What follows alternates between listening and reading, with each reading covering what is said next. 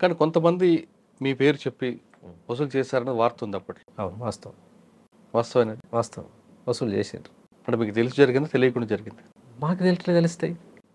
Party ఎవరిని కూడా సిద్ధపడదు అట్లా, అంటే మీరు చెయ్యరని ప్రోత్సహించదు. ఒకవేళ అట్లా మాకు తెలిసి తను చేసిండు అని అంటే మేము శిక్షించిన సంఘటనలు చాలా ఉన్నాయి. అంటే పార్టీలు ఉన్నప్పుడు కాదు కదా, బయటకు వచ్చిన తర్వాత గువ్వల మహేష్ పేరు మీద దందాలు జరిగేవి అనేది వార్త. నాకు తెలియదు. రియల్ ఎస్టేట్ మీరు చెప్పారు, జనహర్ష, రమణమూర్తి కానీ ఆపోజిట్ పార్టీ వాళ్ళ దగ్గర కానీ మిమ్మల్ని చూపించి వసూలు చేశారని. ఇక వాళ్ళు చేసుకున్న సంఘటనకు నేను ఎట్లా బాధ్యుని అవుతా? అట్లా జరిగి ఉండొచ్చు, నాకైతే తెలియదు. తెలియక జరిగితే జరగదు. సరే, బయటకు వచ్చారు, ప్రశాంత జీవితం గడుపుతున్నారు, అంటే మీ జీవన విధానంలో కొనసాగుతుంది. ప్రస్తుతానికైతే ఇక వ్యాపారం చేసుకుంటూ ఉన్నాం. ఏం వ్యాపారం? ప్లాట్లు బిజినెస్. ఒక నలుగురం కలిసిన ఫ్రెండ్స్ ఒక ప్లాట్ వచ్చింది అనుకో, తలా లక్ష వేసి ప్లాట్ కొనుక్కొని దానికి కొద్ది రేట్. ఆ ఫ్లాట్ లో ఒకవేళ వివాదం వస్తే మాజీ నక్సలైట్ అని చూపిస్తారు మిమ్మల్ని? ఎక్కడ కూడా చూపించలేదు ఇప్పటి వరకు. ఒక్క కేసు కూడా లేదు నా మీద. గుడ్. అప్పుడు నక్సలైట్లలో ఉన్నప్పుడు 32 కేసులు తప్ప ఇప్పటి వరకు ఒక్క కంప్లైంట్ నా మీద ఒక్క కేసు కూడా లేదు. ఎన్ని సంవత్సరాల కాలం. రైట్. అట్లా జరిగి ఉంటే ఎన్నో కేసులు అయ్యేటి. అవును, అది రాకూడదని కోరుకుందాం. ఎక్కడ కూడా నేను ఇప్పటి వరకు నేను చెప్పాను. నా ఎమ్మటి ఉండే మిత్రులు కూడా చెప్పారు నా పేరు. అంత అవసరం కూడా లేదు. అది ఇంకా మంచిది. ప్లస్ అది బ్యాడ్ టైం ఉందో అక్కడి నుంచి స్టార్ట్ అవుతుంది మనం. అంటే హైదరాబాద్ ఈ ప్రాంతంలో ఉన్నాం కాబట్టి ఇప్పుడు నడుస్తున్న బిజినెస్ అదే. ఇంకోటి వాస్తవానికి ఏంటంటే ఉద్యమంలో పని చేసిన వాళ్ళం ఇంకో దగ్గర పని చేయలేము. ఒకరి కింద ఎట్లా చేయగలుగుతాం అనేది ఒకటి. కొన్ని ఈగోస్ ఉంటాయి. అక్కడ విలువలతో కూడిన జీవితం చూశారు. ఇక్కడికి వచ్చిన తర్వాత కొంతమంది చేతులు దాల్చడం ఇబ్బందిగా అనిపిస్తుంటది కదా? ఇబ్బంది అనిపిస్తుంది, వాస్తవమే. ప్రతిరోజు లేచి నుంచి పండుకున్న దాకా జరుగుతున్నాయని అవే కదా. కాదండి, మీరు ఒక క్రమశిక్షణ, విలువలు, దాంతో ఉన్న ఉద్యమాలు పనిచేస్తారు. ఆ పార్టీ నేర్పేది అది. ఇక్కడికి వచ్చిన తర్వాత ఆ విలువలతో ఉండాలనుకుంటే ఆత్మగౌరవం దెబ్బతింటుంది. ఆత్మగౌరవం ఉంది కదా అని మీరు కాముకుంటే ఆకలి వస్తుంది. ఆకలి చంపుకోవడానికైనా ఆత్మగౌరవం చంపుకుంటారా? ఆత్మగౌరవం కోసం ఆకలి చంపుకుంటారా?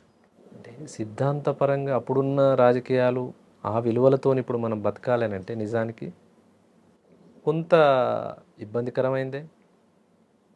మరి ఎట్లా మనం బతకాలని చెప్పి ఇబ్బందులు పడి మనం ఉండలేం కదా. అంటే విలువలను తగ్గించుకొని బతకాల్సిన అంత అవసరం ఏం లేదు. సరే, ఇవాళ మనకు రూపాయి దొరుకుతుంది, ఆ రూపాయే చాలు. 10 రూపాయల కోసం అడ్డదారులు దొక్కాల్సిన అవసరం లేదు. కరెక్ట్. ఉన్న దాంట్లోనే సర్దుకుంటాం. అన్న మధ్యమడుగు ఎన్కౌంటర్ సార్ చెప్పండి, ఎలా చేశారు, ఎలా జరిగింది, ఆ రోజు ఏం జరిగింది? మధ్యమడుగు ఎన్కౌంటర్ అంటే మేము స్టేట్ కమిటీ ఏదో మీటింగ్, జిల్లా కమిటీ మీటింగ్ జరిగింది. నల్లమల ప్రాంతంలోనే జరిగింది. అంటే మధ్యమడుగు అవతల ప్రాంతం. అక్కడ నుంచి నల్గొండ టీం విడిపోయి నల్గొండ టీము నల్గొండ జిల్లా కంటే కృష్ణపట్టి ఏరియాకి వచ్చేటప్పుడు ఇప్పలపల్లి టు మధ్యమడుగు మధ్యలో రోడ్, ఒకటే రోడ్, అది రావడం పోవడం. వస్తున్నాం, దాటేటప్పుడు నైటు దాటలేమని చెప్పేసి మాతో పాటు 2 కామ్రేడ్స్ జ్వరం వచ్చి పడుకున్నారు. వాళ్ళు జ్వరం ఉన్నది బాగా, మలేరియా, అందరికి ఇబ్బంది. నల్లమల మలేరియా వస్తుంది కామన్గా. నడవలేని పరిస్థితిలో ఈ నైట్ ఇక్కడ ఉందాంలే, ఈ నైట్ ఇక్కడ ఉండి పొద్దున రోడ్డు దాటుదాం అనుకున్నాం. తెల్లారింది 5:30, 6 ప్రాంతంలో రోడ్డు దాటుతుంది. దాటేటప్పుడు ట్రాక్టర్ తిరుగుతుంది రోడ్ ఎమ్మటి, ఒకటే సౌండ్ వస్తుంది. ఈ దగ్గర పట్ల అసలు పొలాలే లేవు, కానీ ట్రాక్టర్ సౌండ్ వస్తుంది. ఏదో సౌండ్ వస్తుంది, ట్రాక్టర్ తిరుగుతూ ఉంది, పొలం దున్నుతుందని ఒక కామ్రేడ్. ఏదైనా ఉండొచ్చులే, మరి దున్నకాలు, రైతులు, కట్టెలు, ఎరువు సప్లై ఉంటాయి కదా, అదేమనుకున్నాం. కానీ మా దగ్గరనే అటు ఇటు తిరుగుతూ ఉంది. అది ఇదేదో తేడా కొడుతుంది, కొంత గమనించండి అని చెప్పేసి పైలట్ టీంను పంపించినాం. ఎంతమంది ఉన్నారు అప్పుడు టీంలో? 15 మంది ఉన్నాం. స్టేట్ కమిటీ ఉందా? ఏమే రాచకొండ, కృష్ణపట్నం, నల్గొండ జిల్లాకు సంబంధించిన టీం. వస్తున్నాం, పైలట్ టీంను ముందు పంపితే చూసిండ్రు. వాళ్ళు చూసి ఏం లేదన్నా, ట్రాక్టర్ ఏదో పని మీద పోతున్నట్టుంది అని అన్నారు. సరే, ఎందుకైనా మంచిది గమనించుకుంటా దాటండి అని చెప్పేసి రోడ్ దగ్గరకు వచ్చినాం. రోడ్ దగ్గరకు వచ్చి అందరం ప్యారలల్గా ఉన్నాం రోడ్కి, స్ట్రైట్ ఇట్లా కాకుండా ప్యారలల్గా కూర్చున్నాం. ఎవరు పొజిషన్లో వాళ్ళు కూర్చోండి, ఎందుకైనా మంచిది, వెపన్ లోడ్ పెట్టుకొని కూర్చోండి అని చెప్పి అని పైలట్ టీంని రోడ్ దాటించినాం. పైలట్ టీం రోడ్ దాటింది, దగ్గర నుంచి అటు నుంచి 2 మనుషులు నడిచి వస్తారు. ఆ టీం దాటిన వెంటనే వాళ్ళు లైన్ క్లియర్ అన్నప్పుడు మేము దాటాలి. వాళ్ళు చెప్పే కంటే ముందే 2 మనుషులు ఇట్లా నడిచి వస్తారు. నాతో పాటు ఉన్నాయన, అన్న ఎవరో వస్తుర్రే అన్న, గమనించు, వాళ్ళకి షూస్ ఉన్నాయా, చెప్పులు ఉన్నాయా చూడు అన్న. చెప్పులే ఉన్నట్టున్నాయన్నా, ఏదో సైండిల్ చెప్పుల్లాగా కనిపిస్తుంది అని. సరే ఒక్క నిమిషం వాళ్ళు దాటినాక మనం దాటుదాం అనుకున్నాం. తీరా వాళ్ళ దగ్గరికి వచ్చేటప్పుడు చూస్తే ఏంటంటే ఏకే వేసుకున్నాడు, ఇట్లా వెనకకి పెట్టిండు. బెల్ట్ అనేది కనిపిస్తుంది, వెపన్ బెల్ట్. అన్న వీళ్ళు పోలీసు వాళ్ళేనా అన్నాడు. వాళ్ళు కామన్గా వెళ్ళిపోతేనేమో ఏమనొద్దు, మనల్ని కూడా అవతలకి దాటి కవర్ తీసుకున్నారు, చెట్ల సాటుకే ఉన్నారు కదా అనుకున్నాం. వాళ్ళు దగ్గర దాకా వచ్చి ఫైరింగ్ ఓపెన్ చేశారు. ఫైరింగ్ మాదికు కాకుండా దాటిన టీం మీద ఫైర్ అవుతాం. మేము కూడా ఒక్క సెకండ్ ఆడికెళ్ళి ఒక 15 అడుగుల దూరం వెనకకు పోయి పొజిషన్ తీసుకొని మేము ఫైరింగ్ ఓపెన్ చేసినాం. మాదికు ఒక టీం ఫైర్ కొడుతుంది, ముందున్న టీం మీద ఒక టీం ఫైర్ కొడుతుంది. ఇక మేము వెనకకి రిట్రీట్ అయినాం. ముందు టీము ఏమైందో తెలియదు, ఇక వాళ్ళు అటే పోయినరు, మేము వెనకకు వచ్చాం. అదే దాడిలో 3 కామ్రేడ్స్ అమరులయ్యారు. పైలట్ టీం 5 మందితో ఉంటే 2 బయటికి వెళ్ళిండ్రు, 3 అమరులయ్యారు. దాంట్లో భూషణ్ అనే ఒక కామ్రేడ్ ఉండే, తను అక్కడ నుంచి రిట్రీట్ అయ్యి బ్యాగ్ ఒక దగ్గర పడేసి యూనిఫామ్ ఒక దగ్గర తీసేసి హైదరాబాద్లో తేలిండు తను. అంటే మాకు కలవాల్సిన తను మా దగ్గరికి రాకుండా ఆ ప్రాంతం ఆయనకు పట్టులేదు, తెలియని ప్రాంతం, హైదరాబాద్కి వచ్చేసి.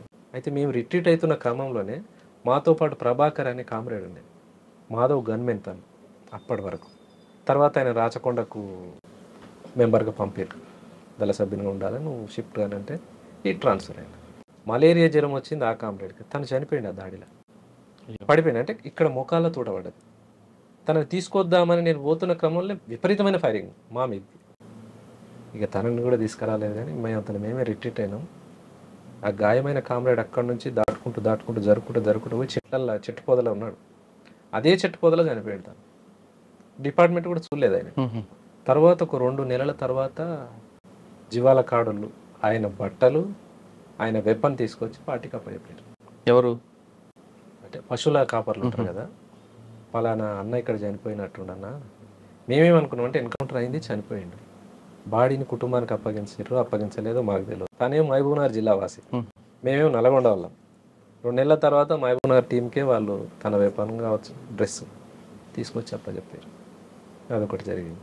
ఈ భూషణ్ హైదరాబాద్లో తేలిండు కదా, తనేం జరిగిందంటే ఆ దాడి నుంచి తప్పించుకొని వస్తున్న క్రమంలో యూనిఫామ్తో పోలేడు, యూనిఫామ్ ఇప్పేసిండు, బట్టలు లేవు, కిట్ బ్యాగ్ ఒక దగ్గర దాపెట్టిండు, వెపన్ ఒక దగ్గర దాపెట్టిండు, ఎటు పోవాలనో తనకు తెలుస్తలేదు.